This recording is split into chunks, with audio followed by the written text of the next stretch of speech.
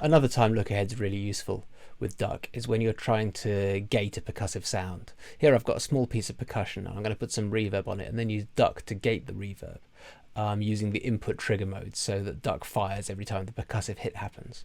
And you'll see that we lose a little bit of the attack off of the original sound, and then putting the Lookahead back on will fix that. We don't need much Lookahead, we're going to use a millisecond, and that's going to be just enough that the trigger comes in early and we hear the full attack of the percussive hit.